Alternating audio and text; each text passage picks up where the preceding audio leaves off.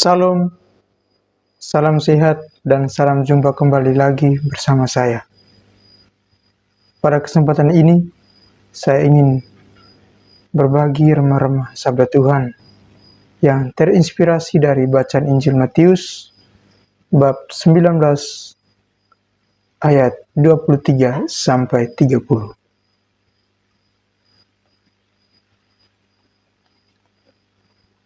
Semoga Tuhan beserta kita sekarang dan selama-lamanya. Inilah Injil suci menurut Matius. Dimuliakanlah Tuhan. Yesus berkata kepada murid-muridnya, "Aku berkata kepadamu, sesungguhnya sukar sekali bagi seorang kaya untuk masuk ke dalam kerajaan surga. Sekali lagi aku berkata kepadamu, lebih mudah seekor unta masuk melalui lubang jarum daripada seorang kaya masuk ke dalam kerajaan Allah." Ketika murid-murid mendengar itu, sangat gemparlah mereka dan berkata, "Jika demikian, siapakah yang dapat diselamatkan?" Yesus memandang mereka dan berkata, "Bagi manusia, hal ini tidak mungkin, tetapi bagi Allah, segala sesuatu mungkin." Lalu Petrus menjawab dan berkata kepada Yesus, "Kami ini telah meninggalkan segala sesuatu dan mengikut Engkau. Jadi, apakah yang akan kami peroleh?" Kata Yesus kepada mereka, "Aku berkata kepadamu, sesungguhnya pada waktu penciptaan kembali, apabila Anak Manusia bersemayam di tahta kemuliaannya, kamu yang telah mengikut Aku akan duduk juga di atas 12 takhta untuk menghakimi kedua belas suku Israel. Dan setiap orang yang karena namaku meninggalkan rumahnya, saudaranya laki-laki atau saudaranya perempuan, bapa atau ibunya, anak-anak atau ladangnya, akan menerima kembali 100 kali lipat dan akan memperoleh hidup yang kekal. Tetapi banyak orang yang terdahulu akan menjadi yang terakhir, dan yang terakhir akan menjadi yang terdahulu." Demikianlah sabda Tuhan, terpujilah Kristus.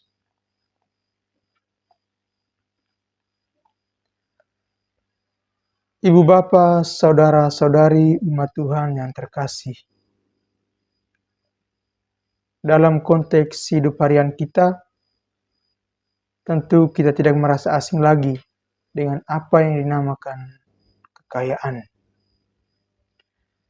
Saya yakin bahwa sebagian dari kita atau dari keluarga kita itu dikenal atau dipandang sebagai orang-orang kaya, orang-orang yang memiliki banyak kekayaan dan memiliki harta benda yang melimpah.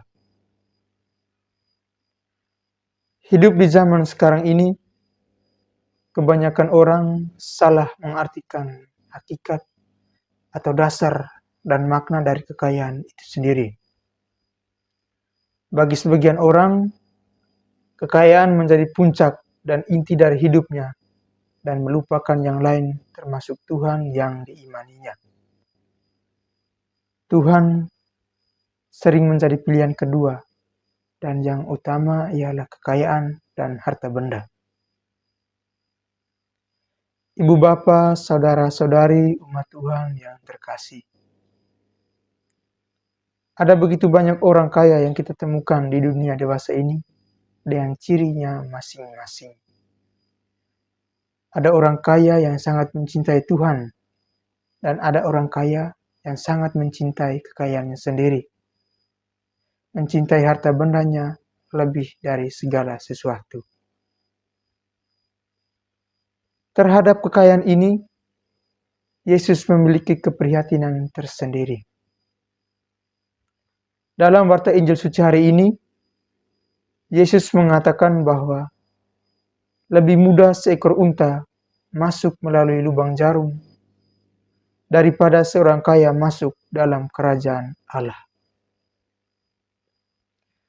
Pernyataan Yesus ini menjadi pengingat bagi kita semua untuk menjadi pribadi-pribadi yang mampu melepaskan kenikmatan-kenikmatan duniawi yang kiranya menghambat kita masuk dalam kerajaan Allah.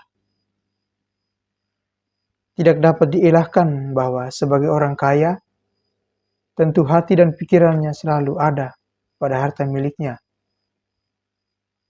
Orang kaya menjadi pribadi yang sering melupakan Tuhan dan sesama di sekitarnya. Hal inilah yang membuat mereka susah masuk ke dalam kerajaan Allah. Ibu bapa, saudara dan saudari umat Tuhan yang terkasih.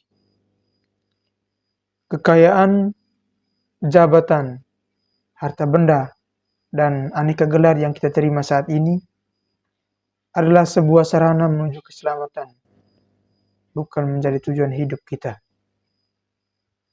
Kita jangan bangga dan merasa hebat dengan apa yang kita peroleh pada saat ini.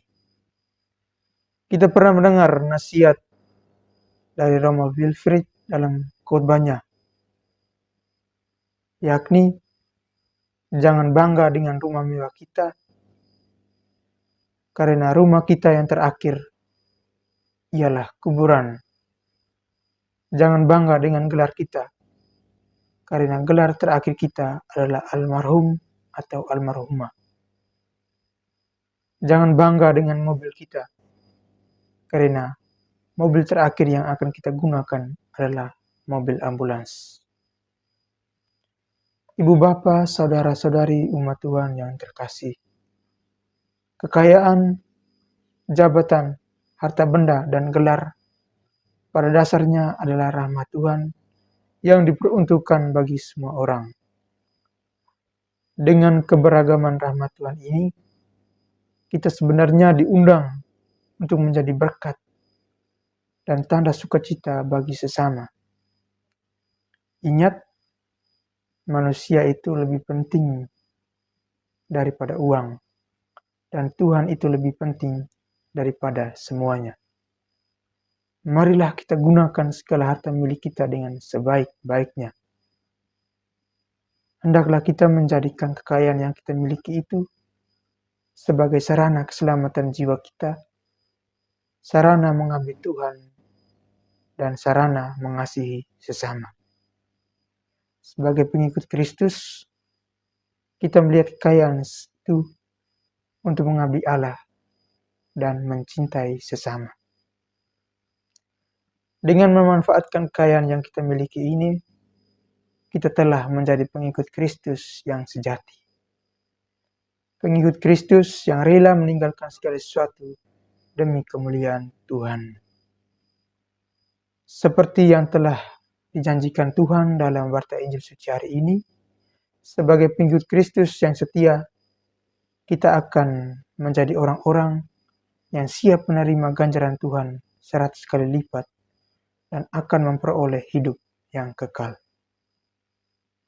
Mari, di tengah kehidupan yang selalu menawarkan kenikmatan, kita belajar dari Santa Perawan Maria, Ratu, yang kita peringati hari ini, untuk selalu mencintai Tuhan lebih daripada segala sesuatu, dan cinta orang lain lebih daripada harta.